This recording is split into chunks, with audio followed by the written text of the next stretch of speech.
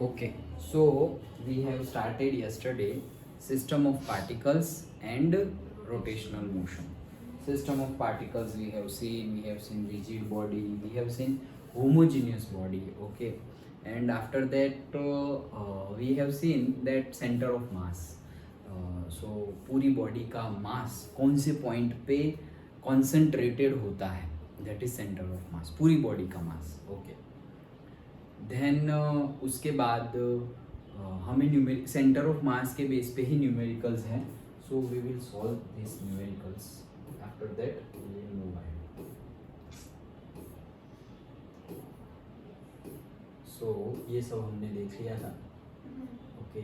So numerical number 1, so we will start with numericals.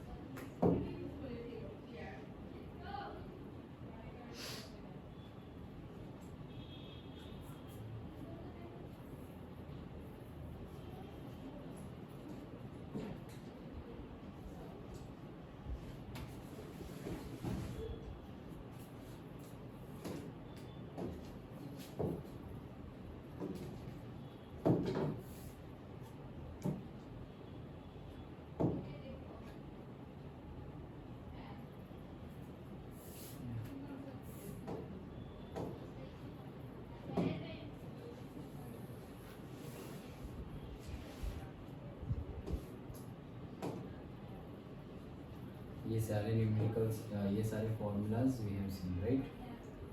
Okay, उसका आज हम use करेंगे दिस फॉर्मूलाज। चलो तो स्टार्ट करते हैं। ओके, एग्जाम्पल से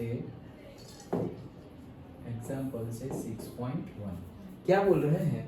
find the centre of mass of the 3 particles at the vertices of an equilateral triangle. मतलब 3 पार्टिकल्स हैं, वो ट्राइंगल के कॉर्नर पे वर्टाइसिस पे है और वो इक्विलेटरल ट्राइंगल है। सो आगे बढ़ते हैं। The masses of the particles are 100 gram, 150 gram and 200 gram respectively. तो ये मासेस भी गिवन है। And then each side of the equilateral triangle is 0.5 metre long. तो इक्विलेटरल ट्राइंगल है तो ईच साइड इतनी है। तो हमें फाइंड क्या करना है? हमें फाइंड करना है सेंटर ऑफ मास, मतलब कहाँ लाई करेगा।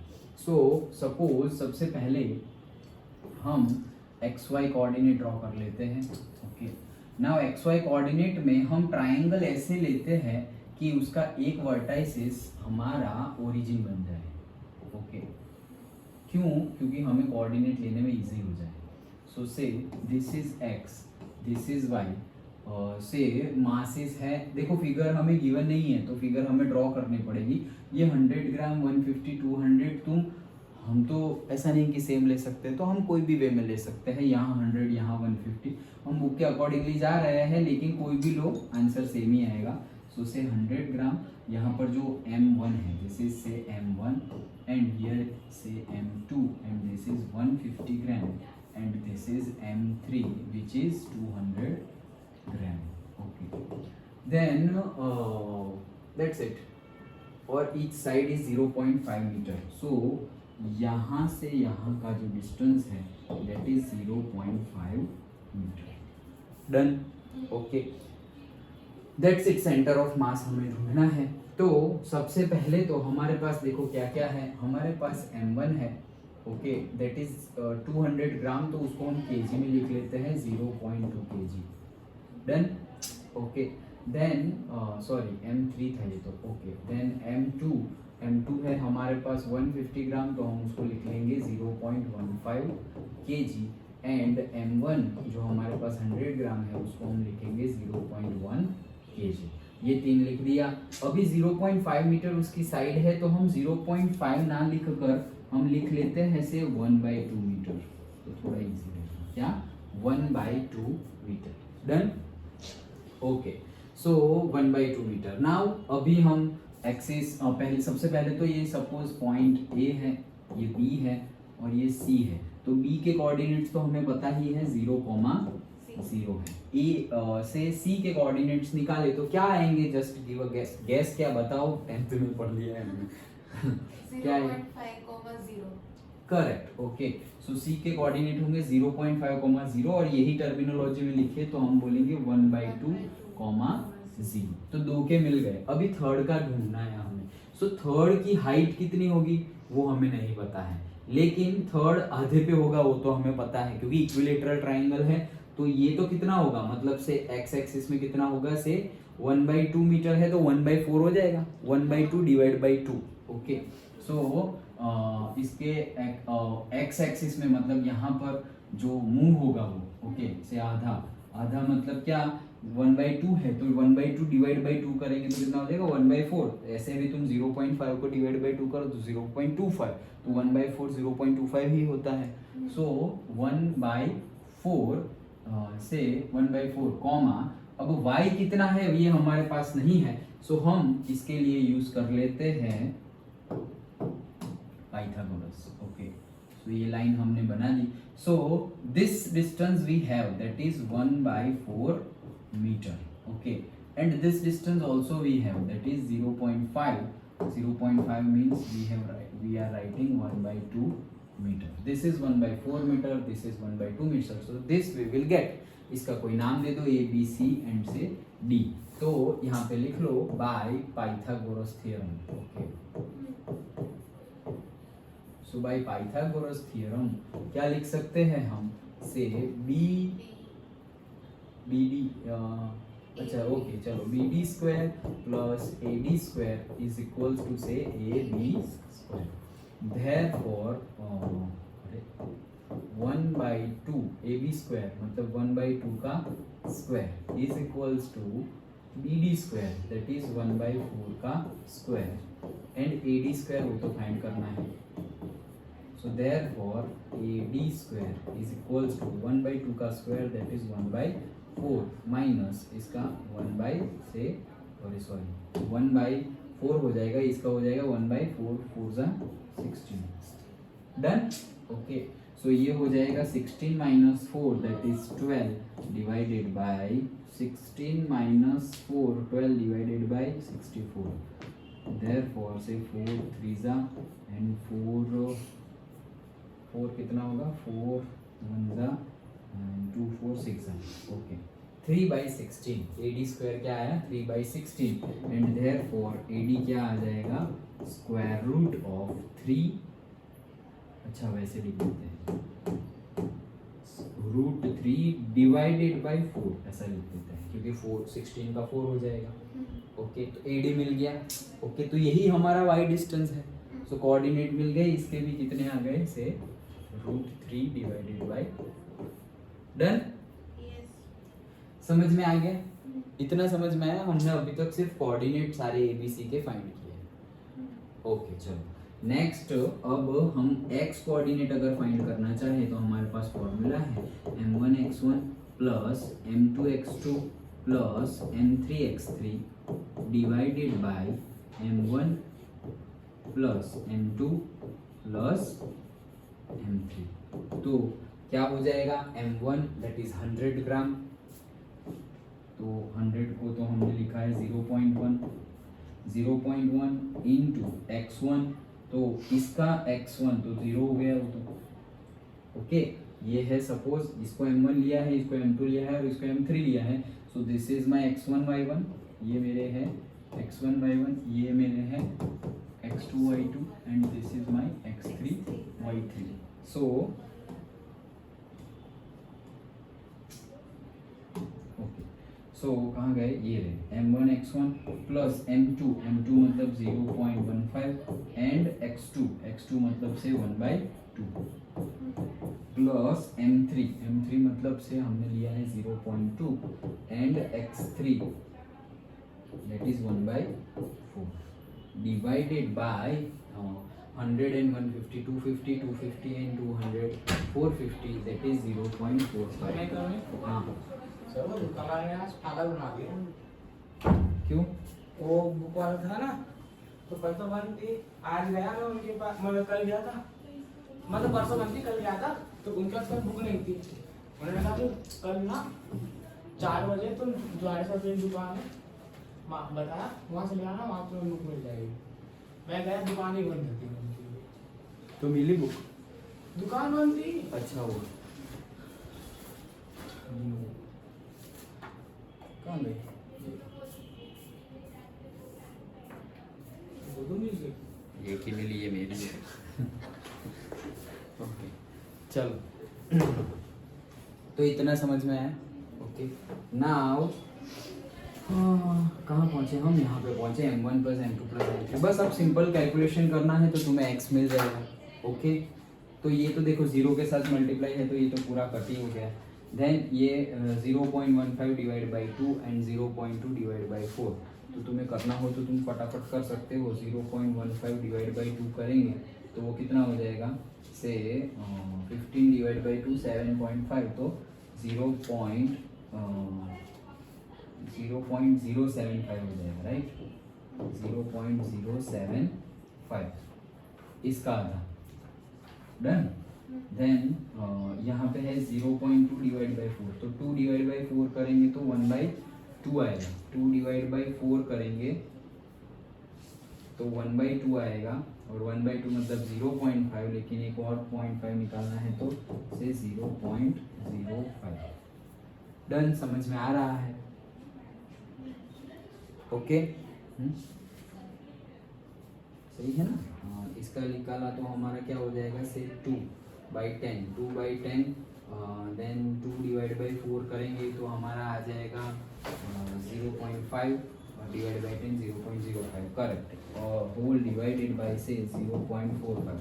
सो क्या है हमारे पास 0.075 डिवाइड प्लस 0.05, so से 5 2 1 1 0 0.125 आया क्या? 5 2 1 125, yes. So 0.125 divided by 0.45, therefore say 125 divided by 45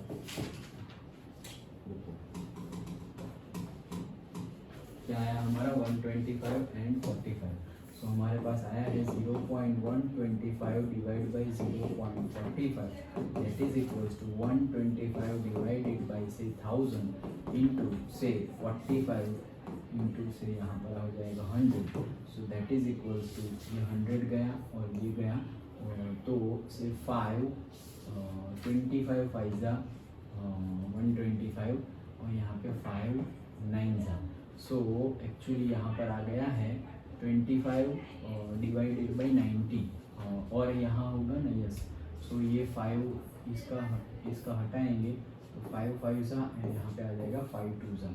so final answer will be से 5/18। समझ में आया? ओके सो हमारा x मिल गया हमें 5/18। वैसे ही अगर y ढूंढोगे सो क्या होगा से ये 5/18, देखो बुक में ये रहा 5/18 मीटर। समझ में आया? ओके देन वैसे ही हमें y ढूंढना है, हो जाएगा। ओके करो या कर दोगे, देखो फटाफट से, फटाफट क्या कहा, टाइम तो उतना जाएगा ही। से ये फॉर्मूला में नहीं लिख रहा हूँ, डायरेक्टली से m1 m2 x2, तो m2 और x2 तो 0 है तो वो टर्म तो चला जाएगा। देन m2 x2 मतलब से m2 y2, तो अब क्या आएगा से ये भी अगेन 0 है, वो टर्म भी चला गया। ओके तो यहाँ पे एक ही बचा सिर्फ, that is 0.2 into √3/4। Okay that is 0.2 into √3 divided by 4 and whole divided 0.2 into √3/4, ये तो सही है। Whole divided by m1 plus m2 plus m3 तो आएगा ही, तो नीचे तो वही आएगा जो हमारा यहाँ आया था। तो यहाँ कितना आया था 0.45, तो यहाँ पर भी कितना आएगा 0.45। So that is equals to say 2/10, ये हो गया 2 डिवाइडेड बाई 10, ये हो गया √3 divided by 4 whole divided by say 45 multiplied by say 100। Okay so 2 √3 divided by 10 into 4 into 45 into say 100. So 425s are, then say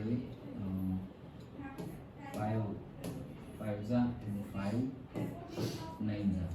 Okay, then और 5 है यहाँ पर, so say 5 2s are, then ये 2 cut. Okay, so answer हमें आया है √3 divided by कुछ नहीं है तो 9, √3 by 9. ये रहा, देखो उनका आंसर क्या आया है, ये रहा √3 by 9 ही है. √3 by 9. ओके, ये रहा √3 by 9. वो 9 को तोड़ा है ना? 9 को तोड़ा है. ओके, तो वैसे आंसर आ जाएगा, ऐसे रखोगे तो भी चलेगा. ओके, समझ में आया. जनरली हम नीचे रूट नहीं लगाना चाहते तो हम यहाँ पे लिख लेंगे √3 by 9. तो हमें x और y मिल गया, दैट इज सेंटर ऑफ मास हमारा मिल गया. अगर उसके बाद कुछ पूछा है क्या, the centre of mass C is shown in the figure. देखो सेंटर ऑफ मास यहाँ पर शोन है. ओके, मतलब कि देखो कैसे वहां पर शोन है. सबसे पहले तो हमारा क्या आया, x कहाँ गया, x ढूंढा ना हमने, ये रहा 5/18. x क्या आया हमारा 5/18. तो 5/18 और हमारे पास ये जो मूव किया हमने उसमें कितना था, इतना डिस्टेंस 5/18 और x में हमारे पास टोटल कितना है, से ये है 1/2. टोटल ये कितना है 1/2. ओके, तो ये टोटल 1/2 है और हमारे पास आया है 5/18. ओके, तो देखो हमारे पास टोटल था कितना 1/2 और हमें लाना कितना है 5/18 पे पहुंचना है. 1/2 तो पूरा है लेकिन हमें सिर्फ 5/18 तक पहुंचना है. तो मैं 1/2 को देखो क्या कर रहा हूँ, उसे 9 और 9, तो ये कितना हो गया 9/18 हो गया. डन. ओके, तो ये 9/18 हो गया, मतलब कि ये टोटल जो है, ये टोटल कितना है 9/18 और हमें जाना कहाँ पे है 5/18. तो ये जो पॉइंट है अभी 9/18 है. ओके, ये टोटल कितना हो गया 9/18. समझ में आ रहा है. अभी 9 का आधा, ये आधा पॉइंट है तो वो कौन सा हो जाएगा 4.5/18 हो जाएगा. 9 का आधा 18 तो आ ही गया है दोनों में. ओके, 18 तो दोनों में आ गया है. ओके, तो 9 का आधा कितना, मतलब करना क्या है अब तुम्हें B to C के 9 पार्ट्स करने हैं और जहाँ पे 5th वाला पार्ट आ जाए वहां से ऊपर चले जाना है. वो पॉइंट आ गया तुम्हारा x का. तो एटलीस्ट तो मैं क्या अप्रोक्सीमेटली बता रहा हूँ. क्यों अप्रोक्सीमेटली, क्योंकि हम यहाँ पे एग्जैक्ट हम 5 पार्ट्स नहीं कर रहे हैं. तो 9 का आधा मतलब यहाँ पे क्या हो जाएगा 4.5. तो 4.5 से थोड़ा ज्यादा, क्योंकि हमें 4.5/18 में नहीं जाना है, हमें 5/18 पे जाना है. तो ये जो आधा है उससे थोड़ा ज्यादा, तो से ये डन. ओके, और फिर y क्या था हमारा, y टोटल y हमने क्या ढूंढा था, ये आया था ना AD, ये रहा √3/4. ओके, तो ये पूरा AD कितना है √3/4. पूरा AD है हमारा √3 डिवाइडेड बाय 4. ये पूरा है और मुझे जाना कहाँ है, y कितना मिला मुझे √3/9 पे जाना है. डन. ओके, तो √3/4 है और √3/9 पे जाना है. सो से हम इसको कुछ और वापस नीचे सेम करना पड़ेगा. तो नीचे सेम करने के लिए हम से √3 into 9 कर दो और यहाँ पे 4 into 9 कर दो. ओके, तो into 4 कर देंगे. ओके, तो 36 आ जाएगा. ओके, ये 9 कर दिया और ये 4 कर दिया. तो यहाँ पे कितना हो जाएगा 9√3 डिवाइडेड बाय 36 और यहाँ पे कितना हो जाएगा 4√3 डिवाइडेड बाय 36. तो हमारे पास टोटल कितना है 9√3 और हमें जाना कहाँ पर है 4√3 पे. ओके, हमारे पास ये टोटल कितना है 9√3 और हमें जाना कहाँ पे है 4√3 पे. तो √3 तो दोनों में ही है तो कोई बात नहीं है. तो 9 है और 9 का जो आधा होगा सपोज दिस, वो कितना हो जाएगा 4.5. ओके, लेकिन हमें 4.5 √3 नहीं, हमें 4√3 पे जाना है तो उसके थोड़ा आगे. समझ में आ रहा है. तो से ये तो मतलब y से नीचे रहेगा. यस. ओके, तो ऊपर चलेगा. ओके, तो से यहाँ पर समझ में आया. तो ये आधा है 4.5 और ये है 4, फिर ये है 5. Okay, this is 5 and this is से 4.4. Okay, and this one is से 4.5. सो ये एंड ये, सो this is my centre of mass. Done, समझ में आया। वैसे हमें लोकेट करने को नहीं बोला, लेकिन उन्होंने बोला है शोन इन द फिगर। तो अगर हमें भी क्वेश्चन में पूछे कि शो इन द फिगर, तो हम ऐसे कर सकते हैं। ओके, पेंसिल से तो तुम एग्जैक्टली कर सकते हो। अगर तुमने ये एग्जैक्टली ड्रॉ कर दिया से 9 सेंटीमीटर का, ओके, आफ्टर दैट लास्ट वाला, लास्ट में मतलब ये एक फिगर तो तुमने न्यूमेरिकल के लिए बनाई, लेकिन अगर ऐसा बोला है कि शो दैट, तो पूरा न्यूमेरिकल होने के बाद वापस ऐसे ट्राइंगल बनाओ विथ डायमेंशंस।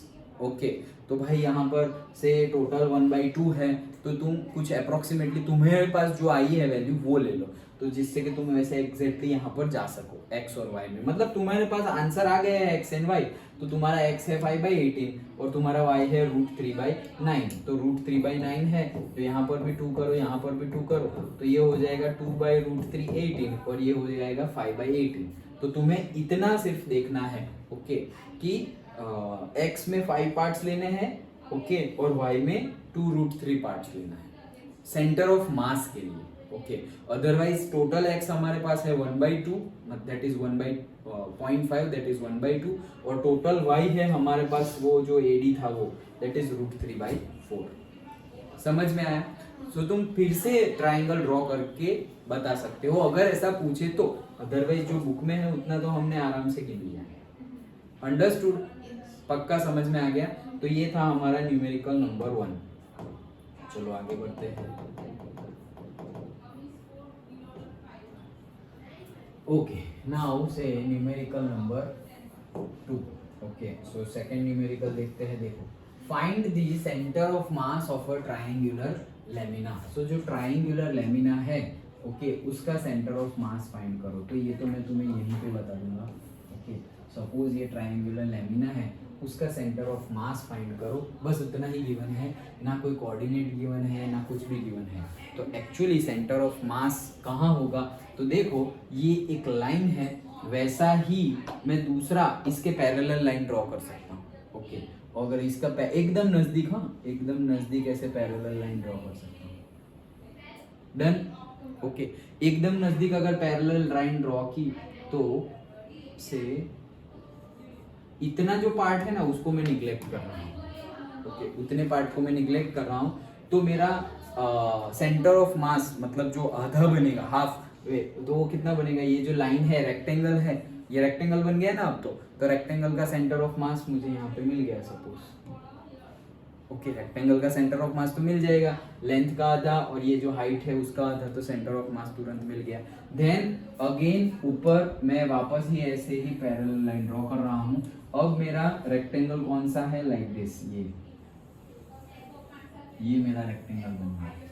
ओके, तो इसका भी सेंटर ऑफ मास मैं ड्रॉ कर सकता हूँ। तो अगर ऐसे ही सारे ही ऐसी तुम लाइनें ड्रॉ करते जाओगे और रेक्टेंगल बनाते जाओगे, तो ये सारे पॉइंट्स जो है उसको कनेक्ट करो, तो तुम्हें यहाँ पे ऐसी एक लाइन मिलेगी। ओके, एंड ऐसे ही करते जाओगे तो, and this is the median. ये क्या बन गया? मीडियन। क्यों? क्योंकि हमने ये सेंटर लिया है, सेंटर ऑफ मास लिया है, तो सेंटर ऑफ मास मतलब यहाँ भी आधा और यहाँ भी आधा, homogeneous mass distribution, uniform mass distribution है। सो ये आधा आधा हो गया, आधा आधा सब जगह हो गया, दैट इज वो क्या बन गया? मीडियन बन गया। ओके, अब ये मीडियन बन गया, वैसे ही ये लाइन है, तो उनका भी तुम सेम वे में ऐसा कर सकते हो कि ये लाइन के पैरेलल, ये लाइन के पैरेलल मैंने ऐसे लाइन ड्रॉ कर दी। डन? ओके, फिर यहाँ पर भी क्या किया हमने? ऐसे पैरेलल लाइन बनाई, फिर centre of mass, centre of mass. तो फिर वापस यहाँ पर क्या हो जाएगा? यहाँ पर भी एक बन जाएगा, दिस इज द मीडियन। समझ में आया? एंड सेम वे ये जो थर्ड साइड है वहां पर भी तुम सेम मेथड अप्लाई कर सकते हो। तो यहाँ पे हम ऐसे पैरेलल लाइन ड्रॉ करेंगे, रेक्टेंगल बन गया, centre of mass, again line draw की, रेक्टेंगल बन गया, सेंटर ऑफ मास। तो यहाँ पर भी तुम ऐसे एक लाइन बना सकते हो। एंड सबके बीच का डिफरेंस सेम होना चाहिए। क्या क्या क्या? सबके बीच का डिफरेंस सेम रखो ना रखो चलेगा, बट सेंटर ऑफ मास लेना है तुम्हें। मतलब कि कोई रेक्टेंगल तुमने ऐसे छोटा लिया और दूसरा रेक्टेंगल सपोज ऐसे बड़ा लिया, कोई बात नहीं, तुम्हें सेंटर ऑफ मास लेना है। तो ये हाइट बढ़ने से तुम्हारा centre of mass x axis में नहीं घूमेगा, वाई एक्सिस में थोड़ा ऊपर नीचे हो जाएगा, नहीं तो आएगा तो ये लाइन पे ही आएगा, तो वो लाइन पे ही तुम हाइट उसकी बड़ी लो या छोटी लो, लेकिन वो तो ये लाइन के ऊपर ही आएगा। ओके हाँ, ये डिस्टेंस अगर तुम ज्यादा बड़ा लो या कम लो तो फर्क पड़ेगा। तो हम तो ये ड्रॉ कर रहे हैं, लेकिन दूसरा तो निग्लेक्ट ही कर रहे हैं, ये पार्ट तो निग्लेक्ट ही कर रहे हैं। फिर वापस यहाँ से ड्रॉ करेंगे तो ये पार्ट निग्लेक्ट कर रहे हैं, यहाँ से ड्रॉ कर रहे हैं तो ये पार्ट निग्लेक्ट कर रहे हैं, मतलब हम वो तो निग्लेक्ट ही कर रहे हैं। ओके, तो एक्चुअल में वो इफेक्ट नहीं करेगा अगर तुमने डिफरेंट हाइट रखी तो भी। रेक्टेंगल की हाइट यहाँ पे ज़्यादा रखी, यहाँ पे कम रखी, फिर तीसरा कोई ड्रॉ किया वहाँ पे और कम रखी, लेकिन सबका सेंटर ऑफ मास तो सेम ही आने वाला है। ओके, वो सेंटर ऑफ मास जो है उसकी हाइट रेक्टेंगल की हाइट में डिफरेंस आएगा, लेकिन उसका हमें कोई लेना देना नहीं है। हमें तो चाहिए कि ये लाइन पे है या नहीं। तो अगर तीनों साइड के पैरेलल अगर हमने ऐसे ड्रॉ किया तो तीनों median, 3 medians we will get, और ऑल 3 मीडियंस जहां पर मीट करेंगे that is my centre of mass. So this is my centre of mass, तो नहीं दिखेगा blue. Okay, so this is my centre of mass, जहां पर ये तीनों पॉइंट, तीनों मीडियंस, एक ये एंड तीसरा कहाँ गया, एक ये, तीनों मीडियन मिल रहे हैं, that is my centre of mass. तो ये अगर कोई भी डायमेंशन नहीं गिवन है, ये न्यूमेरिकल भी पूछे जाने के चांसेस है, क्यों सारे ही पूछे जाने के चांसेस है, लेकिन अगर कंफ्यूज करना हो स्टूडेंट्स को तो ऐसा न्यूमेरिकल्स बना के पूछ देंगे, क्योंकि इसमें तुम्हें ना थियरी प्रूफ करनी है और ना ही तुम्हें कोई डेटा गिवन है। ओके, तो करोगे कैसे, तो वैसे सॉल्व करना है। देखो वही चीज है, देखो यहाँ पे वही चीज बताई गई है, the lamina may be subdivided into narrow strips each parallel to base MN. By symmetry, each strip has the center of mass at its midpoint. If we join the midpoint all the strips we get the median LP. तो सारी strip का centre of मास हम mid point connect कर देंगे तो हमें क्या मिल जाएगा, मीडियन मिल जाएगा। वैसे ही तीनों 3 मीडियंस वी विल गेट, और ऑल 3 मीडियंस को अगर जहां वो लोग कनेक्ट कर रहे हैं that is our centre of mass. So वैसे दिखने में बहुत ज़्यादा सिंपल है, लेकिन अगर कंसेप्ट ना पता हो तो सोचते ही रह जाए ऐसा न्यूमेरिकल है कि अरे यार इसको कैसे सॉल्व करें, डेटा तो कुछ गिवन नहीं है। ओके, कुछ भी डेटा गिवन नहीं है, सो इसको ऐसे सॉल्व करते हैं। समझ में आ गया? ओके, एक सेंटेंस भी लिख लो।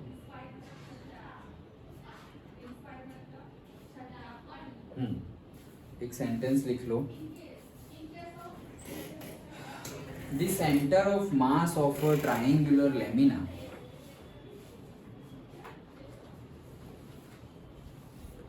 the center of mass of triangular lamina is the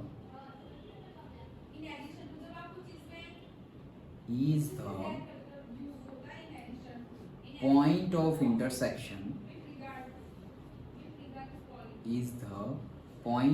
intersection of medians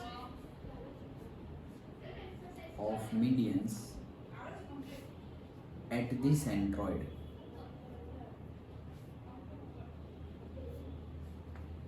एक और सेंटेंस लिख लो।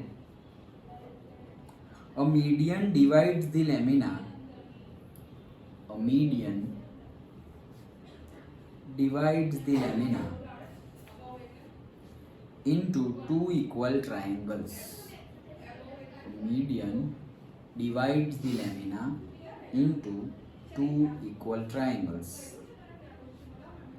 Thus equal mass is divided.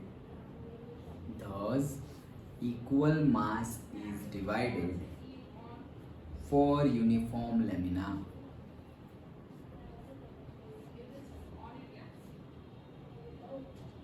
Equal mass is divided for uniform lamina. Done? समझ में आ गया? Okay. So this is the numerical number 2. Now we will see the numerical number 3.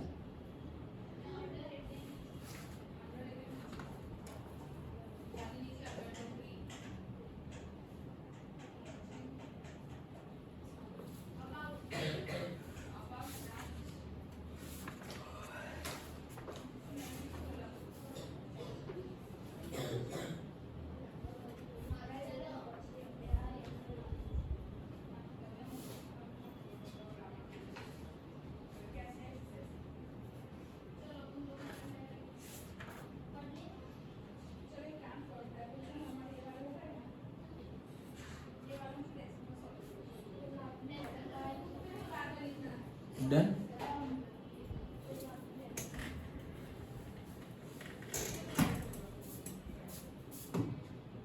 Okay, so the next numerical number say third.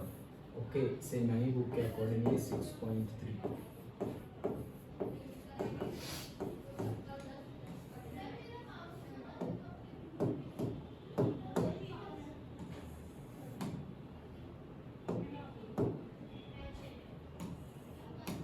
Okay, क्या बोल रहे हैं? Find the centre of mass of a uniform L shaped lamina a thin flat plate. मतलब ये L shape की lamina है. Okay, एक surface है. ओके, थीन फ्लैट प्लेट है with the dimensions as shown. मतलब तुम्हें ये फिगर गिवन है, dimension as shown. The mass of the lamina is 3 kg. तो पूरा का पूरा जो m1 plus m2 plus m3 all 3 जो है दैट इज गिवन से कितना 3 kg. मतलब एक्चुअली ये लेमिना जो है वो 3 स्क्वायर से बन रहा है. देखो 1 2 एंड 3. तो अगर मास इज 3 kg है तो फिगर उन्होंने गिवन है एज शोन बोला है, इसलिए so we can identify that all masses are equal. That is m1 is equal to m2 is equal to m3 is equal to 1 kg. क्योंकि total 3 kg given है इसलिए, otherwise हम नहीं ले सकते. ओके, लेकिन उसके बगैर आंसर मिलेगा भी नहीं. क्यों? क्योंकि हमारा फॉर्मूला है m1x1 plus m2x2 plus m3x3. तो divide by m1 plus m2 plus m3. तो वो तो गिवन है 3 kg, लेकिन m1 m2 और m3 नहीं गिवन है. वो कैसे फाइंड करेंगे? सो हमें ये लेना ही पड़ेगा. यहाँ पर तो फिगर गिवन है, लेकिन फिगर ना भी गिवन हो और ऐसा कोई न्यूमेरिकल तुम्हें बोल दे एल शेप्ड. ओके, तो स्क्वायर से ही एल शेप्ड बनाना, रेक्टेंगल से मत बनाना. ओके, मतलब हम ऐसे नहीं कि ये ऐसे एक रेक्टेंगल बन गया. Okay, and then suppose I am 2 rectangle से बना दिया. देखो ये 1 रेक्टेंगल, ये दूसरा रेक्टेंगल. तो ये 2 रेक्टेंगल से हमने एल शेप बना दिया. यहाँ पे फिगर गिवन है, लेकिन अगर हमें सिर्फ ऐसे ही इतना ही दे दिया जाए और यूनिफॉर्म एल शेप, देखो ये रेक्टेंगल ये बनाया है तो ये यूनिफॉर्म नहीं कहलाएगा. ओके, यूनिफॉर्म नहीं कहलाएगा. एक क्वेश्चन तो यहाँ भी था, कहाँ गया? ये रहा. देखो हमारा first question, note that it is not the geometric centre of the triangle OAB. ये जो हमारा OAB है, OAB, तो हमने तो क्या बोला था कि अगर होमोजीनियस बॉडी हो, मतलब यूनिफॉर्मली डिस्ट्रीब्यूटेड मास हो, तो होमोजीनियस बॉडी पे हम क्या बोलेंगे कि जो जियोमेट्रिकल सेंटर है वही हमारा सेंटर ऑफ मास होगा. तो जियोमेट्रिकल सेंटर तो मीडियन पे आना चाहिए, लेकिन ये मीडियन से आगे आ रहा है. ऐसा क्यों हुआ? आना चाहिए बीच में, तो क्यों नहीं आया? फिर लिखा हुआ है उन्होंने कि वाई, लेकिन वाई का आंसर नहीं है. तुम लोग सोचो क्यों सेंटर में नहीं आया? यहाँ क्यों नहीं आया मीडियन के ऊपर? बॉडी होमोजीनियस हो तो हम बोलते हैं कि geometric centre he centre of मास हो जाता है. तो ये क्यों नहीं आया? इक्विलेटरल ट्रायंगल गिवन है. क्योंकि मास अलग है. ओके, क्योंकि मास अलग है, होमोजीनियस बॉडी नहीं है. यहाँ पर देखो मीडियन के ये साइड कितना मास हुआ 100 ग्राम, मीडियन के ये साइड कितना हुआ 150 ग्राम. अगर ये भी 150 ग्राम होता तो मान लेते कि चलो बीच में आ गया. समझ में आया? क्योंकि बीच में तो 200 ग्राम है, लेकिन ये साइड और ये साइड सेम नहीं है, तो वो सेम होना चाहिए. जियोमेट्रिकली भी वो होमोजीनियस बॉडी नहीं है. हम क्या बोले थे, हमारा रूल क्या है कि if homogeneous body is there, that means homogeneous body का मीनिंग ही यही है कि मास इज यूनिफॉर्मली डिस्ट्रीब्यूटेड. तो अगर यूनिफॉर्मली डिस्ट्रीब्यूटेड मास है then geometric centre is the centre of mass. लेकिन यहाँ पर होमोजीनियस बॉडी नहीं है, दिखने में लग रहा है, और इक्विलेटरल ट्रायंगल बोला है, बट उसका कोई मीनिंग नहीं. इक्विलेटरल ट्रायंगल तो साइड की बात है. OTP मैम को भेजा होगा मैसेज. मैम पास छह मैसेज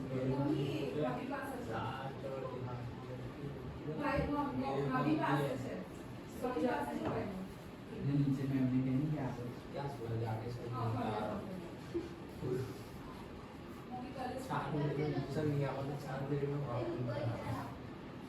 नहीं तो ले लेने. मैम ने पहला नंबर पूछा, પછી પેલા ભાઈને और नहीं ला रही है। थोड़े देर हो गया आपको लगता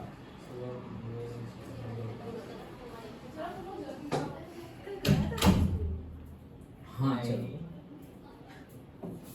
रात में हाँ बोलो। तो ये अगर एल शेप्ड होगा तो क्या होगा, होमोजीनियस होगा। रेक्टेंगल एल शेप होगा तो। हाँ मास हर जगह पे सेम है।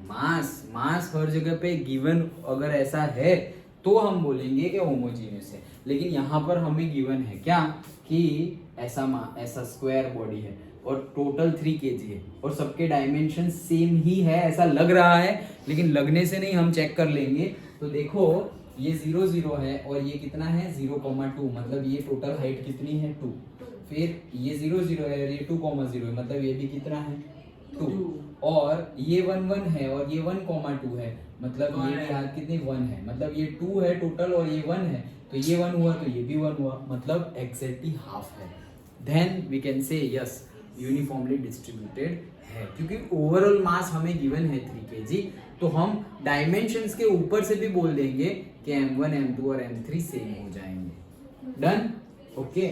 सो m1 और m2 और m3 सेम हो जाएंगे। तो देखो डायमेंशन यहाँ पर गिवन है 0 0 2,0, देन यहाँ पे 1 मीटर है, तो ये यहाँ x में तो 2 आ गए, लेकिन y में कितना गए हम 1। ये 1 है ऐसा कैसे पता चला, क्योंकि ये है 1,1 और ये है 1,2, तो यहाँ पर डिफरेंस y का कितना हो गया 2 और 1, मतलब 1 हो गया। तो ये टोटल 2 है, उसमें से ये 1 हो गया, तो बाकी वाला भी 1 ही होगा। दैट्स वाई ये तो 1 गिवन ही है वैसे भी, तो ये 1 है तो ये भी 1 ही हो जाएगा। ओके, तो यहाँ पर 1 गिवन भी है और यहाँ से भी तुम फाइंड कर सकते हो। ओके, सो ये 1 हो गया, ये भी 1 है। ओके, क्यों ये भी 1 है, क्योंकि ये टोटल कितना गिवन है 2। देखो ये टोटल कितना गिवन है 2 और इसका डायमेंशन ई का डायमेंशन कितना है 1,2, मतलब यहाँ तक का कितना है 1। दैट मीन्स ये भी 1 है, इतना भी 1 है, ये भी 1 है, ये भी 1 है, टोटल 2 है, टोटल 2 है। Done, simple. तो इसमें तो फिर बाकी कुछ रह ही नहीं जाता है हमारा से x इज इक्वल टू से फॉर्मूला में डायरेक्टली हम डाल दे और से लिख देते हैं। चलो m1 से x1 plus m2 x2 plus m3 x3 divided by से m1 plus m2 plus done. Okay, तो m1 plus m2 plus m3, तो m1 सपोज हमने ले लिया 1 kg एंड देन x1, तो सपोज देखो अभी तुम लोग किसे ले रहे हो दैट यू आइडेंटिफाई, कोई प्रॉब्लम नहीं है, बट फिर हमेशा वैसे ही लेना। ओके, तो जो बुक में गिवन है वैसे अगर ले हम, तो ये C1 है, ये C2 है और ये C3 है, तो हम इसके कोड, ये पहला ब्लॉक है हमारा। ओके, तो x1 मतलब कि ये देखो 3 पॉइंट्स नहीं है यहाँ पर, 3 पॉइंट्स नहीं है। हमने अब तक हम क्या कर रहे थे, ट्राइंगल था। ओके, तो ट्राइंगल के 1 पॉइंट 2 पॉइंट 3 पॉइंट, तो x1 x2 x3, लेकिन यहाँ पर हमारे पास x1 x2 x3 तो है ही नहीं। क्यों? क्योंकि 3 पॉइंट की तो हम बात ही नहीं कर रहे हैं, हमें तो पूरा का पूरा बॉडी गिवन है। समझ में आया? यहाँ पर तो पॉइंट गिवन आते थे कि भाई ये 3 पॉइंट है 1 2 और 3, अब फाइंड करो। तो ये एक बॉडी 3 पॉइंट से बनी हुई थी, लेकिन ये हमारी बॉडी तो कितने सारे पॉइंट से बनी हुई है। ओके ओके, और वापस वो जो पॉइंट थे वही पॉइंट पे मास गिवन था, लेकिन हमें तो बॉडी का मास गिवन है। हमने मान भी लिया कि इसका 1 इसका 1 इसका 1, लेकिन फिर भी से मुझे यहाँ पे वैल्यू ही रखो m1, तो m1 मैंने बोल दिया 1, x1 क्या रखूं, अब बताओ क्या रखेंगे। सपोज ये मेरा है, तो भाई ये इसका तो ये भी कोऑर्डिनेट है, ये भी कोऑर्डिनेट है, यहाँ भी एक कोऑर्डिनेट होगा और यहाँ भी एक कोऑर्डिनेट होगा, 4 कोऑर्डिनेट्स हैं, तो 4 में से कौन सा कोऑर्डिनेट रखूं। तो सबसे पहले अगर ऐसी बॉडी अगर हमें गिवन है जो यूनिफॉर्मली डिस्ट्रीब्यूटेड लग रही है और है भी, डायमेंशन से हमने चेक कर लिया, तो सबसे पहले तो उनके इंडिविजुअल सेंटर ऑफ मास निकालो। उनके इंडिविजुअल सेंटर ऑफ मास निकालो, फिर उनके इंडिविजुअल सेंटर ऑफ मास से जो बॉडी बन रही है उसका सेंटर ऑफ मास सबसे पहले इंडिविजुअली निकालते हैं। तो सपोज ये मेरा ऑब्जेक्ट है और ये मेरा स्क्वायर नंबर 1 है, तो मुझे C1 का सेंटर ऑफ मास निकालना है। किसका? C1। तो ये C1 पॉइंट मुझे कैसे मिलेगा? अगर C1 पॉइंट के मुझे सिर्फ कोऑर्डिनेट्स निकालने हैं तो C1 पॉइंट के कोऑर्डिनेट्स कैसे मिलेंगे? Any gas? देखो यहाँ पर C1 पॉइंट के कोऑर्डिनेट्स C1 यस, उसका x1 तो 0 होगा। x1 0 क्यों होगा? x एक्सिस पे थोड़ी है, वो तो x एक्सिस के ऊपर है। एक मिनट, C1 के कोऑर्डिनेट्स 0.5 0.5 0.5 दोनों। ये 1 है और ये भी 1 है। यस, तो दोनों 0.5 0.5, तो उसे हम लिख देते हैं 1/2 1/2। देन C2 के कोऑर्डिनेट्स उसका जो ये वाला है वो तो 0.5 ही रहेगा। क्या? y वाला? हाँ वही, 1.5 और ये 1.5 हो जाएगा। ये 1 तो मतलब x 1.5 y 0.5 y 0.5 ऐसा ही ना? x 1.5 मतलब मैं लिख देता हूँ 3/2, तो 1.5 और y 0.5 और y 0.5 ही रहेगा, तो उसको मैं लिख देता हूँ 1/2। यहाँ एंड उल्टा कर देंगे। C3 में क्या हो जाएगा? C3 जो इसकी हाइट होगी वो हो जाएगी 1.5। हाँ मतलब x क्या होगा? और x x 0.5 x 0.5 that is 1/2 and y 3/2। Okay 1.5 that is 3/2। तो C1 C2 C3 मिल गए मुझे। Okay now C1 C2 C3 मिल गए, मतलब कि वो मास वहीं पे कॉन्सेंट्रेटेड है, क्योंकि सेंटर ऑफ मास निकाला ना हमने। ये सपोज यही एक ही एल शेप लेमिना के हमने 3 पार्ट्स कर दिए ये स्क्वायर में, तो ये स्क्वायर का पूरा मास यहाँ सेंटर ऑफ मास C2 पे कॉन्सेंट्रेटेड है, इसका पूरा मास C1 पे कॉन्सेंट्रेटेड है, इसका पूरा मास C3 पे कॉन्सेंट्रेटेड है। Now we can use the formula. Understood? तो अब हमने क्या किया, हमारे पास ऐसे ये एक स्क्वायर गिवन था, उसके बाद वैसा ही दूसरा स्क्वायर भी गिवन था, और उसके बाद यहाँ पर ऐसे तीसरा स्क्वायर भी गिवन था। तो हमने क्या किया, ये एक सेंटर ऑफ मास निकाला, ये एक सेंटर ऑफ मास निकाला, और ये एक सेंटर ऑफ मास निकाला, एंड देन लाइक दिस। अब ये बन गया क्या? ट्राइंगल। अब ट्राइंगल का सेंटर ऑफ मास निकालना तो हमें आता ही है, फर्स्ट न्यूमेरिकल हमने किया ही है, समझ में आया? अब तो ये सेंटर ऑफ मास, अब ये मेरे पास है C1 की वैल्यू है 1/2 1/2, C2 की वैल्यू है से 3/2 1/2, एंड C3 की वैल्यू है 1/2 3/2। तो अब अगर मुझे इसका ढूंढना होगा तो x क्या होगा, से ये मेरा है 1, ये है 2 और ये है 3, सो से m1, तो m1 तो है 1, देन x1, तो अब मैं ले सकता हूँ x1 1/2। अब समझ में आया? ओके तो अब मैंने ले लिया से 1/2 plus m2 that is 1 and x2, तो x2 ये रहा 2 पॉइंट, तो 3/2 okay plus 1 into x3 1/2 whole divided by say 3, तो ये हो जाएगा 1/2 plus 3/2 plus 1/2 whole divided by 3। सो ये नीचे तो 2 ही है, तो 1 प्लस 3 4 एंड 5, सो 5 और 2 नीचे चला गया, सो 2 3 6, सो 5/6 मीटर है, यस, सो 5/6 मीटर। डन? हाँ यही है आंसर। एंड देन y निकालते हैं, तो y में क्या है, से m1 तो से 1, y1 तो y1 कितना आ गया 1/2 plus m2 y2 1/2 plus m3 y3 3/2 divided by 3। सो देखो यहाँ पर टर्म सेम ही है, देखो 1 1/2 1 1/2, देन सेकंड 1 1/2, तो यहाँ पे लास्ट में है 1 1/2, और यहाँ पे है 1 3/2, तो 1 3/2 डिवाइड बाय 3 सेम ही है, तो आंसर भी सेम ही आएगा 5/6 मीटर। सो x और y हमें मिला, तो अगर तुम कंसीडर करना चाहो तो x और y कितना मिला है हमें 5/6। तो मतलब कि x है सपोज ये, ओके ये x है मेरा टोटल कितना 2, राइट। टोटल मेरा x है 2, तो अगर उसको मुझे लिखना हो तो मैं कैसे लिख सकता हूँ, 12/6 लिख सकता हूँ, तो 2 हो गया। ओके, 6 2 ज़ा 12, सो 2 ही है लेकिन 12/6 डन। तो अब 12/6 है लेकिन मुझे मेरा x कहाँ गया, मेरा x है 5/6। ओके,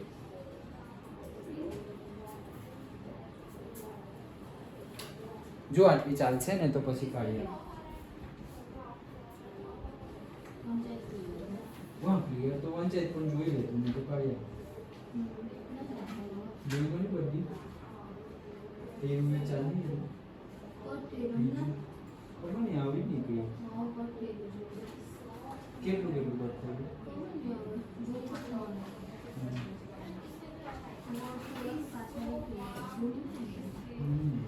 કદાચ અંદર પ્રિન્ટરમાં સેટિંગ કે ચેન્જ થઈ હોય તો નહીં ચાલશે કે કાઢીએ, ચાલશે ને? હા, લઈ લીધું પેલું આવે મેં તારા પર મેસેજ કરું।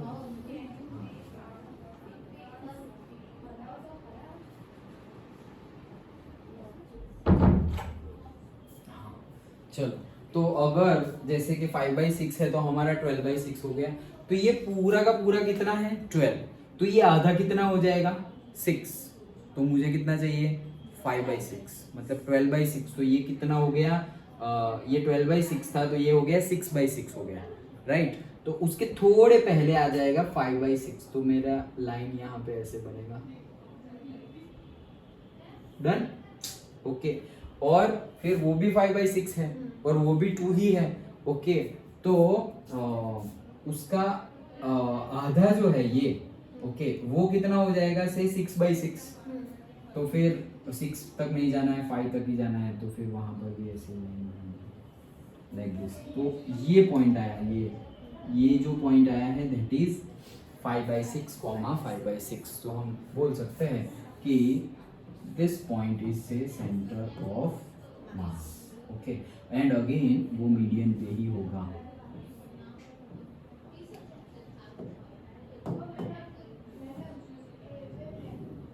ओके, समझ में आया?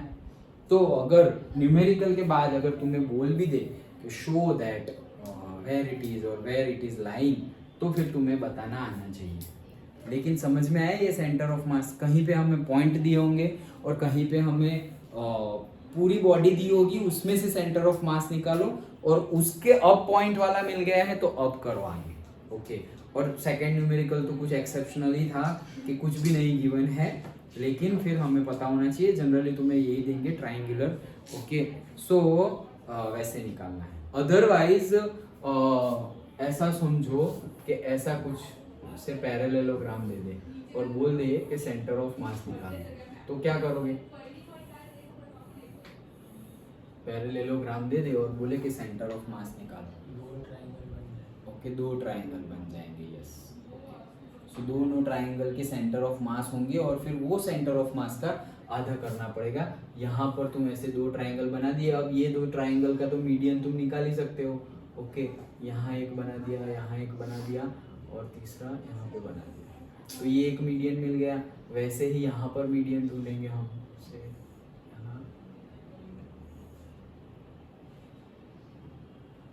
ओके, ये 2 पॉइंट मिल गए। अब ये दोनों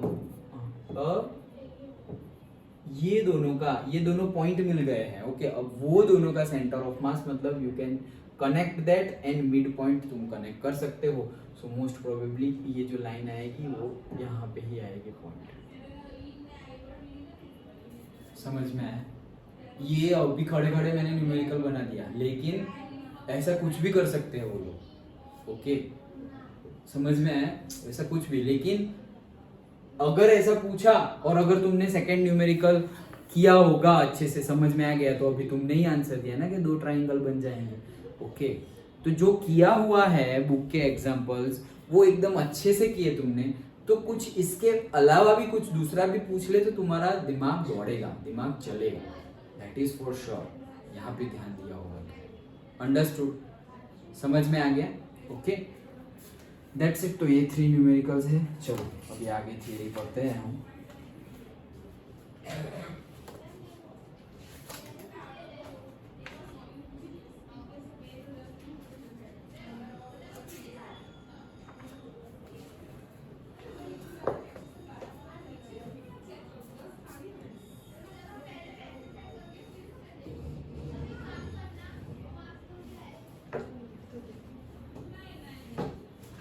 ओके चलो सो आगे बढ़ते हैं। नाउ अभी हमने क्या बोला कि जो मास है, मास, ओके, दैट मास, पूरा का पूरा बॉडी का जो मास है वो एक ही जगह पे कॉन्सेंट्रेटेड है, that is centre of mass. Okay, तो पूरी बॉडी मूव कर रही है, मतलब पूरी बॉडी का मास मूव कर रहा है, लेकिन एक्चुअली हमारा जो सेंटर ऑफ मास है वो मूव कर रहा है। तो अब हम क्या देखेंगे कि सेंटर ऑफ मास है उसी के रिलेटेड हम देखेंगे उसकी वेलोसिटी, उसका एक्सेलरेशन, उसका मोमेंटम, ऑल दैट। किसका मोशन किसकी हो रही है? अब सेंटर ऑफ मास की हो रही है, मतलब बॉडी मूव करेगी, मतलब एक्चुअली क्या हो रहा है, सेंटर ऑफ मास ही तो मूव कर रहा है। समझ में आया? तो वो हम करेंगे, that is motion of centre of mass. तो सेंटर ऑफ मास की मोशन के बारे में अगर हम लिखे तो ये बोल सकते हैं, सबसे पहले कल हमने ये डिराइव किया था। क्या डिराइव किया था कि say R is equals to summation of MI/RI divided by capital M। ये डिराइव किया था, याद हो तो? ओके, ये तो याद ही है। नाउ ये हमारा R क्या था? सेंटर ऑफ मास का पोजीशन वेक्टर था, और ये R क्या है? उसमें जितने भी पॉइंट्स इन्वॉल्व है वो सारे पॉइंट्स का पोजीशन वेक्टर है वो, एंड M वो सारे पॉइंट्स का मास है, दैट्स इट। तो ये हमें गिवन था। अब इसी को थोड़ा चेंज करें हम, तो देखो M ऊपर चला जाएगा, तो ये हो जाएगा M into R। Okay, that is equals to summation of say MI/RI। ये M सिर्फ ऊपर चला गया। ओके, तो देखो यहीं से स्टार्ट किया है हमारा क्या, देखो M into R summation of MI/RI। तो MI और RI इज नथिंग बट से M1 R1, M2 R2, M3 R3, तो डॉट डॉट डॉट कितने जितने होंगे इतने, that is MN RN। Done. Okay, तो ये MN RN वाला लिख लिया। नाउ अगर हमें वेलोसिटी चाहिए, ओके, क्योंकि हम तो मोशन की बात कर रहे हैं तो वेलोसिटी तो चाहिए होगी। तो वेलोसिटी मतलब क्या, पोजीशन वेक्टर का डिफरेंशिएशन करते हैं तो वेलोसिटी मिलती है। सो हमारे पास ऑलरेडी यहाँ पे RI है, तो हम say capital M dR/dt, differentiation क्या, ओके, ये M तो constant, then dR/dt that is equals to, यहाँ पर भी क्या है, से ऐसा गिवन है M1 R1, तो मैं लिखूंगा से M1 एंड से dR1 divided by dt plus M2 से dR2 divided by dt plus M3 dR3 divided by dt plus dot n तक। डन। तो अब dR/dt is nothing but velocity, तो ये मेरी हो गई velocity, that is equals to M1, और ये भी हो गया say V1 plus M2 V2 plus M3 V3 plus dot dot dot. तो सेम वे अब हम लिख सकते हैं कि M into V is nothing but summation of say MI into VI। Done, ये लिख सकते हैं। तो देखो यहाँ शायद इन्होंने लिखा है क्या, नहीं लिखा, बट यही फॉर्म है। देखो MV इज इक्वल्स टू से MI इंटू VI, मतलब वही हुआ M1 V1 M2 V2 M3 V3 like that. समझ में आया? तो हमने क्या किया, हमारे पास जो सेंटर ऑफ मास का पोजीशन वेक्टर है capital R is equals to summation of MI/RI divided by total M, उसको सिर्फ हमने सिंप्लीफाई किया and then we have differentiated. तो जो डिफरेंशिएट किया, तो पोजीशन वेक्टर का डिफरेंशिएट करेंगे तो हमें क्या मिलेगा, वेलोसिटी मिलेगी, तो वो हमें मिल गई। यहाँ तक समझ में आ गया? यहाँ तक समझ में आ गया। नाउ नेक्स्ट, अब कहाँ गया हम, ये रहा। अब अगर हम एक्सीलरेशन की बात करें तो फिर से अगर डिफरेंशिएशन करें तो क्या होगा, देखो यहाँ पर करते हैं। सो say M dV divided by dt that is equals to, कहाँ गया, ये रहा, MI VI मतलब M1 V1 है, तो say M1 dV1 divided by dt then M2 dV2 divided by dt plus dot dot dot. So dV by dt again क्या हो जाएगा, एक्सेलरेशन। तो सिंप्लीफाई रखने के लिए और कोई कंफ्यूजन ना हो इसके लिए सपोज मैं इसको लिख रहा हूँ कैपिटल A, एक्सेलरेशन। ओके, और इन सबको सपोज छोटा a लिख रहा हूँ। सो say M1 A1 plus M2 A2 plus dot dot dot. Done. Okay, तो फॉर्मूला क्या बना मेरा, capital M into A is equals to M1A1 M2A2 M3A3 like that. Okay, अब वापस यहाँ पर देखो कि M इंटू ए, लेकिन M1A1 भाई न्यूटन सेकेंड लॉ, M1A1 तो क्या है, F1 है। ओके, फोर्स, तो से F1 प्लस से F2 प्लस से F3 plus dot dot dot till से Fn जितने भी हो। ओके, सो क्या पता चला मुझे कि भाई capital M into acceleration of what, acceleration of center of mass, that will be equals to F1 plus F2 plus F3 plus F4 like that। और अगर हम ऐसा लिखते हैं, हम लिखेंगे कैसे, capital M A is equals to से F external। Okay, F external। अब देखो एक्चुअल में F1 क्या है, F1 है जितने भी पॉइंट्स है, मतलब जितने भी पॉइंट से बनी हुई पूरी की पूरी सिस्टम ऑफ पार्टिकल्स है, तो जितने भी पार्टिकल्स है, suppose particle number 1 F1, that means what के पार्टिकल 1 के ऊपर लगने वाले सारे के सारे internal and external forces. Okay, then F2, तो दैट इज पार्टिकल 2 के ऊपर लगने वाले इंटरनल एंड एक्सटर्नल फोर्सेस, वैसे particle 3 4 like that.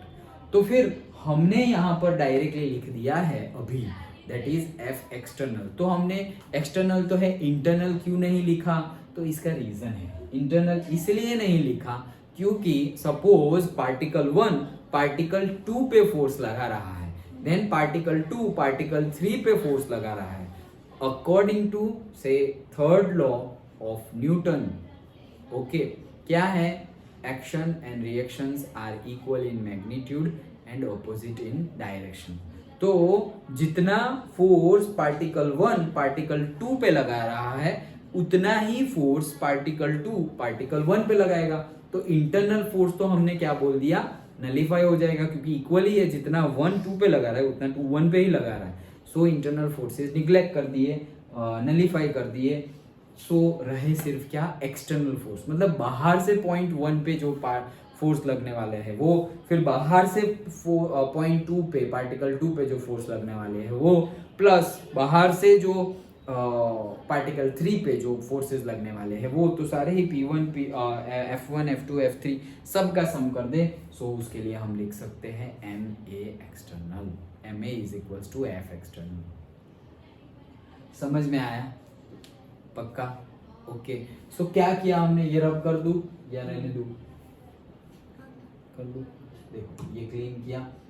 Okay, now देखो हमने क्या किया यहाँ पर, तो हमने motion of centre of mass की बात की। तो मोशन ऑफ सेंटर ऑफ मास में सबसे पहले हमारे पास जो सेंटर ऑफ मास है उसका पोजीशन वेक्टर है, वो हमने लिखा, वो हमने डिराइव किया था, that is capital R is equals to summation of mi small ri divided by capital M। ये कैपिटल M को हम LHS में ले गए, so capital M into R is equals to summation of mi ri। अब अगर हम motion की बात कर रहे हैं तो वेलोसिटी आएगी। सो वेलोसिटी मतलब पोजीशन वेक्टर का डिफरेंशिएशन करें तो हमें वेलोसिटी मिल रही है। Therefore d capital R by dt into m is equals to say m1 into d small r1 divided by dt plus m2 d small r2 divided by dt। ऐसे ही similarly for n number of points. Therefore m capital M d capital R by dt की value होगी capital V, that is velocity. Okay, and then is equals to m1 d small r1 by dt की value होगी small v1, then plus small v2 plus small v3 like that. So वैसे ही सारे अगर सम हमने कर दिए तो फिर एक्चुअल में क्या मिलेगा हमें, capital M into capital V is equals to summation of mi into say vi। Okay, then अगर एक्सेलरेशन भी फाइंड करना है तो अगेन डिफरेंशिएशन करो, क्योंकि हमें पता है कि वेलोसिटी का डिफरेंशिएशन करने से एक्सेलरेशन मिल रहा है।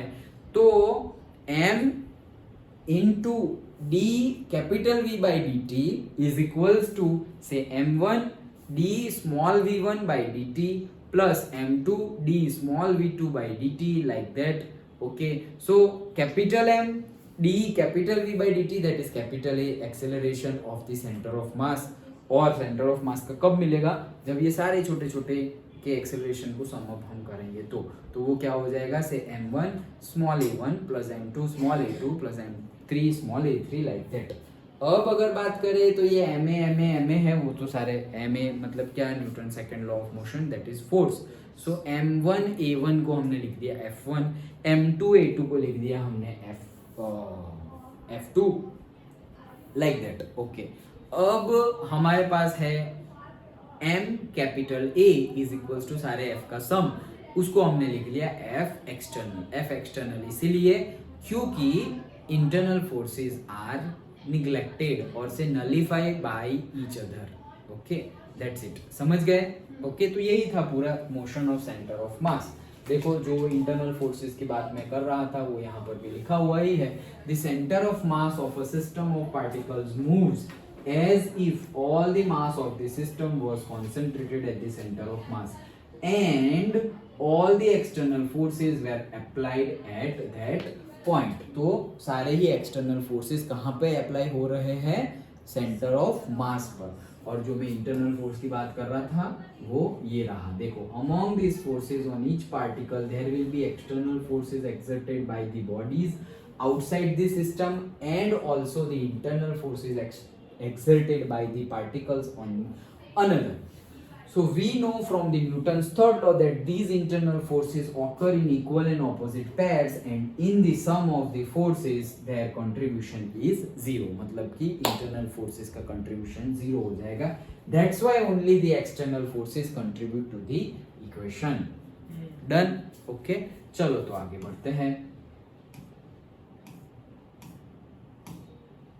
So now we have to discuss the linear momentum of a system of the particle। अब हमें क्या डिस्कस करना है, अभी तक हमने क्या डिस्कस किया, that is just a projectile motion जो हम कर रहे हैं। प्रोजेक्टाइल मोशन जो लास्ट चैप्टर में हमने टॉपिक देखा था वही उसी को समझाया हुआ है। देखो लिखा है centre of mass of the fragments of the projectile continues along the same parabolic path which it would have followed if there were no explosion।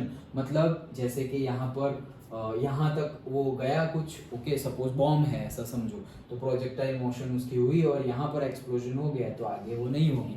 Just like जो बॉब वाला न्यूमेरिकल हमने देखा था, तो यहाँ से नीचे से ऐसे ऊपर तक गया, ऊपर तक आने पे नो स्लैग है, लेकिन उसमें एक कंडीशन लास्ट में हमने देखी थी कि यहाँ आने के बाद अगर थ्रेड को हमने कट कर दिया, ओके, तो फिर यहाँ से जैसे कि हम क्लिफ की एज पे से पत्थर को मार नीचे फेंक रहे हैं तो उसकी प्रोजेक्टाइल मोशन होती है, वैसी ही अगर वो बॉब को, वो थ्रेड को हमने वहाँ ऊपर पहुँचने के बाद कट कर दिया तो उसकी क्या हो जाएगी, प्रोजेक्टाइल मोशन होगी। और कट नहीं किया तो वो उसकी सेंट्रीपिटल फोर्स की वजह से जो सर्कुलर मोशन है वो कंटिन्यू करेगा। तो वही चीज़ यहाँ पर सेम ही है। ओके, ये जो मैं न्यूमेरिकल की बात कर रहा था, कौन सा न्यूमेरिकल, वो वाला न्यूमेरिकल, वो तो वर्क एनर्जी में है। यस, ओके, बट समझ में आ गया ना। ओके, वही चीज़ मैं बात कर, तो यहाँ पर भी वही चीज़ गिवन है। ओके, नाउ अब हम बात कर रहे हैं, अभी हमने बात की किसकी, अभी हमने बात की centre motion of a centre of mass. तो अगर मोशन है सेंटर ऑफ मास की तो मोमेंटम भी हो सकता है ना। ओके, क्योंकि मास भी इन्वॉल्व है एंड मोशन है तो फिर मोमेंटम दैट इज वेलोसिटी तो इन्वॉल्व ही होगी। ओके, तो m इंटू वी हम मोमेंटम लिखते थे, तो देखो small p is equals to say m into V, मतलब ये कोई एक पार्टिकल के लिए है, लेकिन हमारा तो सिस्टम ऑफ पार्टिकल है। And second law of motion हमें पता ही है, एक्चुअल में second law of motion f is equals to ma नहीं है, वो तो बाद में आता है result. Otherwise second law of motion तो यही है, that is the rate of change of momentum is equal to the total external force। okay, और से total net force, okay, internal भी हम कंसिडर कर ले, सो से total net force, that is the second law of motion. तो ये दोनों तो हमें पता ही है, 9th के बेस पे भी हमें पता है, उसमें कुछ नया नहीं है।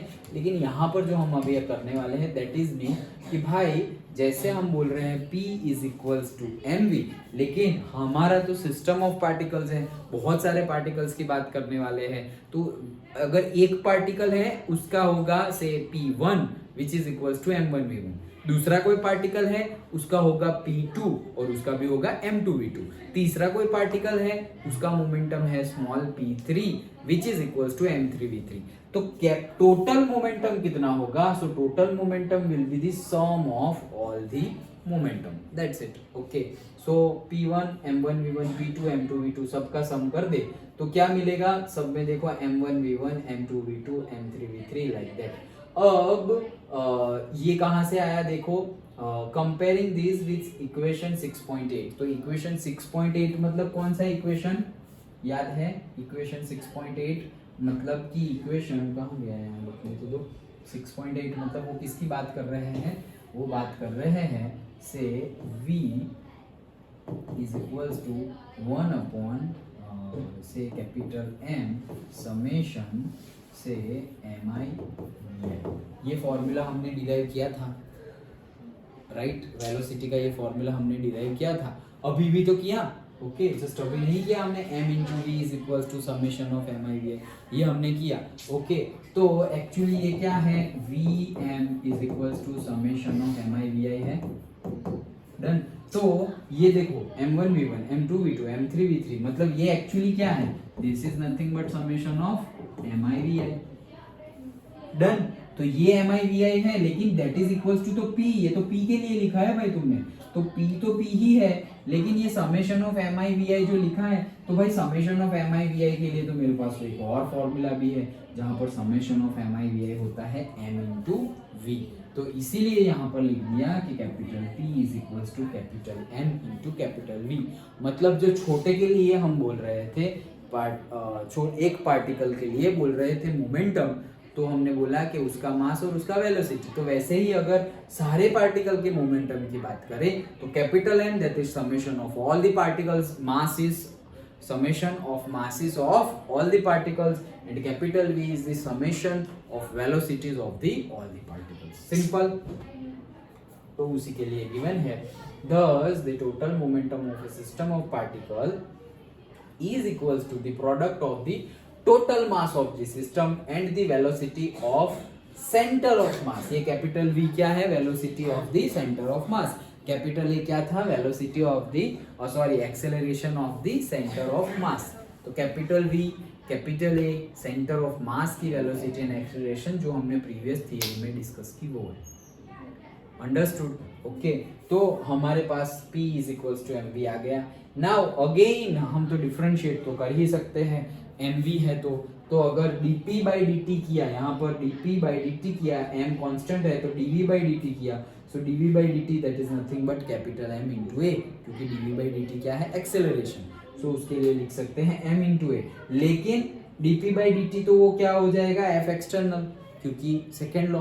ओके, सो इंटरनल दोनों आ जाएगा, f नेट आ जाएगा, लेकिन f नेट में भी इंटरनल फोर्सेस को निग्लेक्ट किया हमने according to the third law, therefore रहा क्या? सिर्फ f external.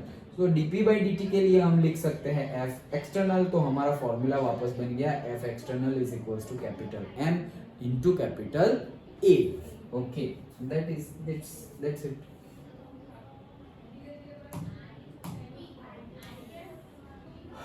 So this is the statement of the Newton's second law of motion extended to the system of particles। तो d small p by dt is equals to f था हमारा, और अब आया है d capital P divided by dt is equals to f।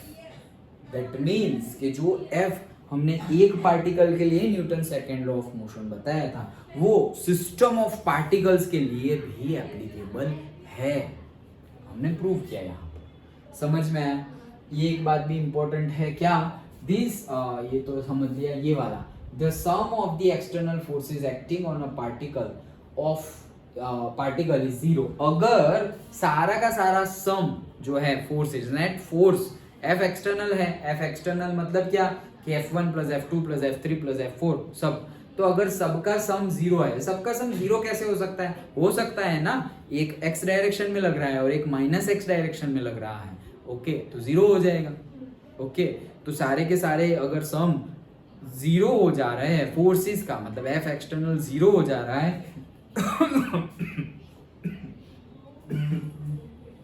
तो dp कहाँ गया, dp by dt is equals to f external, f external अगर जीरो हो जा रहा है तो dp by dt क्या हो गया, जीरो हो गया। और अगर किसी का डिफरेंशिएशन जीरो होता है दैट मीन्स वो क्वांटिटी और वो प्रॉपर्टी क्या है, कांस्टेंट है। क्यों, क्योंकि कांस्टेंट का डिफरेंशिएशन हम जीरो लेते थे। डिफरेंशिएशन की बात करें अगर हम तो से x है तो x का differentiation with respect to x that is 1, okay, that is say d by dx of x that is 1, लेकिन d by dx of से 5, तो 5 तो एक नंबर है दैट इज कांस्टेंट, तो वो कितना हो जाएगा, 0। तो अगर मेरा अगर कांस्टेंट का डिफरेंशिएशन करे तो वो 0 आएगा।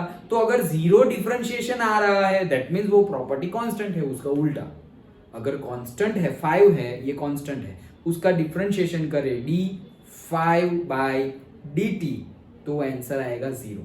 तो अगर d5 by dt 0 आ रहा है उसका मीनिंग ये 5 कांस्टेंट था इसीलिए d5 by dt 0 आया। तो अब मैं बोल रहा हूं कि dp by dt 0 आ रहा है दैट मींस p कांस्टेंट है।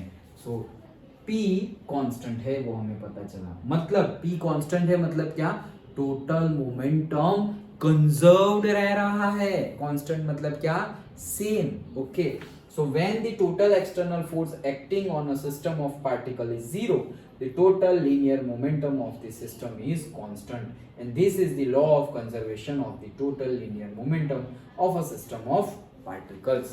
तो यही है क्या टोटल से कंजर्वेशन ऑफ मास, मतलब कि conservation of not mass, conservation of momentum. क्यों, क्योंकि p कांस्टेंट आया एंड कैपिटल P कांस्टेंट आया। कैपिटल P मतलब कि total momentum of the system of particles. So अगर सिस्टम ऑफ पार्टिकल्स का टोटल मोमेंटम अगर कांस्टेंट आया दैट मींस वो कंजर्व्ड रह रहा है। In which case, in the case where f external is 0। क्यों, क्योंकि f एक्सटर्नल 0 होता है तभी p कांस्टेंट रहता है और तभी उसका डिफरेंशिएशन 0 होता है। अगर f एक्सटर्नल 0 नहीं होता तो dp by dt की कोई वैल्यू होती, ओके, तो कंजर्व्ड नहीं रहता। तो ये हमारा law of conservation of momentum भी यहाँ पर सेटिस्फाई हो रहा है। तो देखो हमने second law, okay, third law का यूज किया, सेकंड लॉ का यूज किया एंड मोमेंटम का यूज किया एंड कंजर्वेशन ऑफ मोमेंटम का भी यूज किया। अंडरस्टूड, समझ में आ रहा है पक्का? चिराग कोई डाउट? ओके चलो तो फिर आगे बढ़ते हैं। आई थिंक मैंने कोई 2-3 सेंटेंस लिखे हुए थे।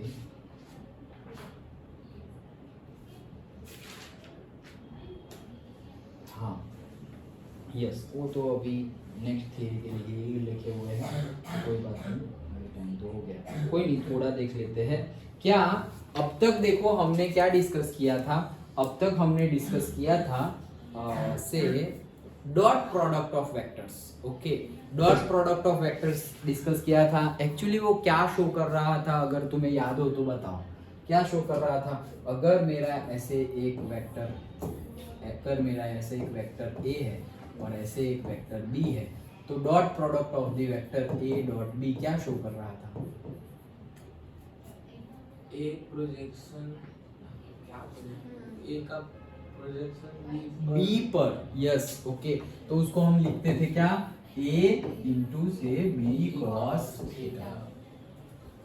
इसको अगर लिखना हो, ये मैंने क्या लिखा है, B का प्रोजेक्शन A पे लिखा है, क्योंकि ये अगर थीटा होता और ऐसे तो इसको क्या बोलते हैं हम, A cos थीटा, इसको क्या बोलते हैं हम, A cos थीटा। तो A cos theta into B, वैसे एक्चुअली दोनों ही सही है, ओके, क्योंकि इट इज से commutative, okay.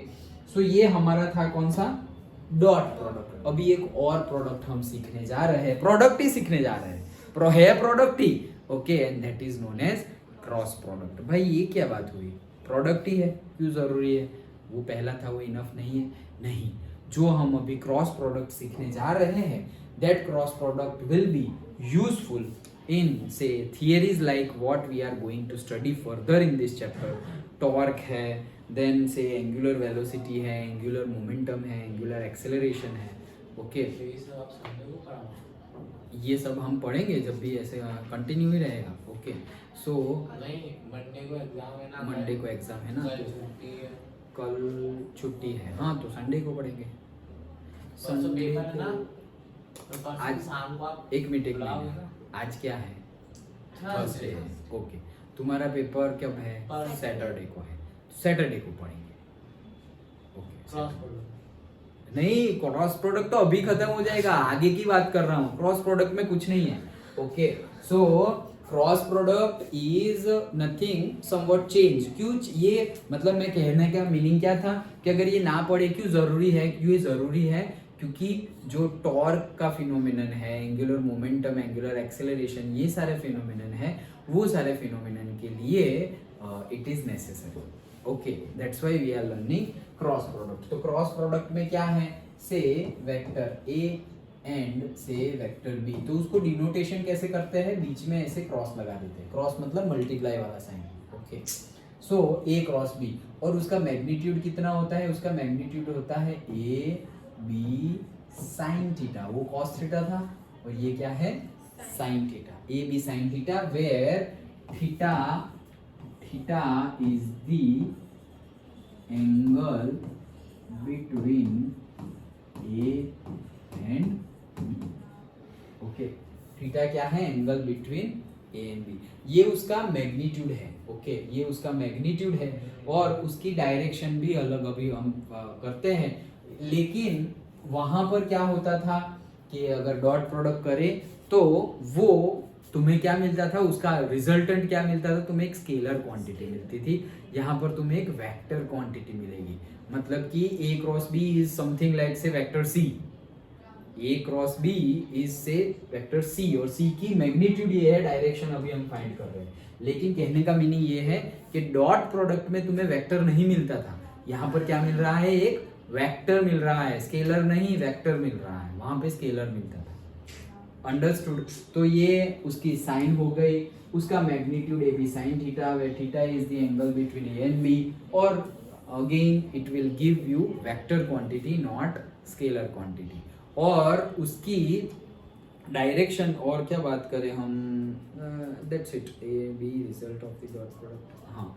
So dot product C A B, yes, that's it. अभी आगे का जो है तो फिर हाँ हम उस दिन ही डिस्कस करेंगे, थोड़ा लंबा हो जाएगा, लेकिन डायरेक्शन का सिर्फ बता दूं, आगे का ये जो है सब कॉम्पिटिटिव प्रॉपर्टी वो सब हम तब डिस्कस करेंगे। तो वो क्या है? डायरेक्शन। तो direction is nothing but it is given by the right hand screw rule. कौन सा?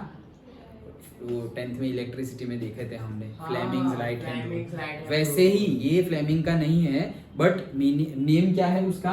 Right hand screw rule, okay. क्यों स्क्रू रूल?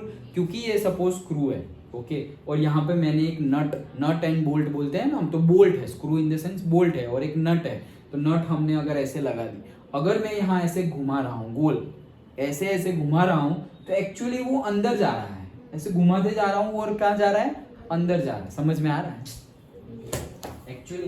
एक्चुअली मैं ऐसे ऐसे घुमाते जा रहा हूँ, ये नट है मेरी, और नट में ऐसे मैं घुमाते जा रहा हूँ, तो वो स्क्रू, वो बोल्ट क्या जा रहा है? अंदर जा रहा है, ऐसे ऐसे कर रहा हूँ, तो एक्चुअली मैं पुश नहीं कर रहा हूँ। अंदर कब जाना चाहिए? अगर मैं यहाँ पे ऐसे फोर्स लगाऊँ तब, ओके, लेकिन मैं पुश नहीं कर रहा हूँ, मैं तो घुमा रहा हूँ, तो भी वो अंदर जा रहा है। उसकी अरेंजमेंट अंदर थ्रेड है, इसलिए नट में भी और बोल्ट पे भी दोनों में थ्रेड है, इसलिए जैसे ही घूमेगा तो ये भी उसको सपोर्ट करेगा और वो उसको अंदर भेज देगा, ओके। सो ये है राइट हैंड थंब रूल, ये है राइट हैंड थंब रूल मतलब ओके। कहने का मीनिंग क्या है कि अगर दो प्लेन में एक मतलब प्लेन में दो वेक्टर है, ओके, ऐसा समझो कि यहाँ सपोज मैं यहाँ जहाँ से खड़ा हूँ, यहाँ खड़ा हूँ, ये चिराग है, वहाँ पे वेक्टर ए है, और तुम हो वहाँ पे वेक्टर बी है, ओके, और तुम्हारे बीच का एंगल क्या है? थीटा। तो अगर मुझे ए क्रॉस बी का डायरेक्शन पता करना हो तो मैं क्या करूँगा? ये राइट हैंड ले लिया।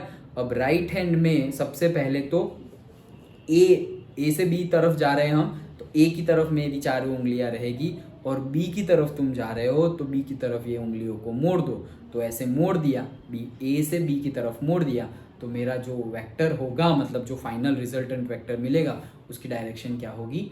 अपवर्ड्स होगी। मतलब अगर तुम लोग ये प्लेन में हो, ये सीधा है, ओके, और तुम यहाँ हो और यहाँ हो, तो एक्चुअली मुझे अपर वे में अपर डायरेक्शन में वेक्टर मिल रहा है, मतलब perpendicular to you also and perpendicular to you also. मतलब ये प्लेन है, सपोज ये प्लेन है सीधा, तो ये जो स्टैंड है दैट इज परपेंडिकुलर, वैसे मिलेगा। ओके, तो यही प्लेन में, सपोज ये प्लेन में ये तुम्हारे पास है और ये प्लेन में ये वेक्टर तुम्हारे पास है। ओके, तो अगर मैं ऐसे करके मोड़ूँ तो ये ऊपर की डायरेक्शन हो गई। अगर सेम वे मुझे बी टू ए करना हो, बी टू ए, ओके, मतलब तुम बी हो और ये ए है, तो बी के पास रखूँगा। अब ए की तरफ मोड़ूँ तो ए की तरफ, तो ये मेरा उंगला नहीं है ओके, तो ए की तरफ मोड़ूँ तो ए की तरफ मुझे उल्टा करना पड़ेगा, तो ये ए की तरफ मोड़ रहा हूँ। फिर अगेन कोई बहुत ज़्यादा बुद्धिमान लोग ऐसा बोलेंगे, सर ए की तरफ मोड़ूँ तो ये बी की तरफ है, ये मोड़ दिया तो फिर डायरेक्शन तो वैसी की वैसी ही रहेगी। No, that is wrong. Okay, तो मोड़ना कौन सी साइड है, जिस दैट इज वेरी इंपॉर्टेंट है, ये वेरी इंपॉर्टेंट है क्या, कि ये मेरा ए है और ये मेरा बी है, तो ये मेरा एंगल थीटा है। तो अगर मैं बोलूं कि सर ए से बी की तरफ मोड़ना है, ये देखना, ये नहीं मिलेगी ट्रिक, ए से बी की तरफ मोड़ना है, तो मैं बोलूं सर ऐसे मोड़ दो, अरे नहीं सर, ए से बी की तरफ तो ये भी तो एक एंगल है तो आपने तो बोला मोड़ो, तो भाई कभी से भी मोड़ सकते हैं। मुझे यहाँ से वहां देखना हो तो मैं ऐसे घूम सकता हूँ, यहाँ से फिर मैं ऐसे करके भी तो घूम सकता हूँ, दोनों सही हो गया। लेकिन ट्रिक यहाँ पे क्या है, जो स्मॉलर एंगल है उस डायरेक्शन में घूमना है। मतलब ए और बी के बीच का एंगल थीटा है, तो भाई ए और बीच के एंगल थीटा है, तो भाई ए और बीच में तो ये भी एंगल है, तो क्या ये भी थीटा है? नहीं, ये भी थीटा नहीं है, ये बड़ा एंगल है। हम एक्चुअली एक्यूट एंगल की बात करते हैं हमेशा, acute angle that is less than 90 degree.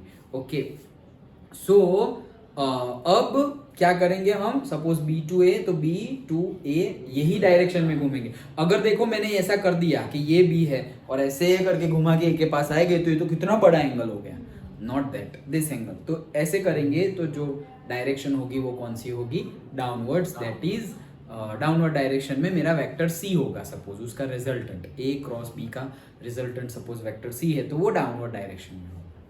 Simple है। ओके, तो ए बी साइन थीटा उसकी मैग्नीट्यूड है, उसकी direction right hand screw rule से मिलेगा। Okay, always perpendicular to the plane in which A and B are there. Okay, direction हमेशा और resultant vector हमेशा परपेंडिकुलर ही मिलेगा। डन, सिंपल, समझ में आ गया। ओके, तो आज इतना रखते हैं। अंडरस्टूड? चलो, अभी आ रहे होंगे।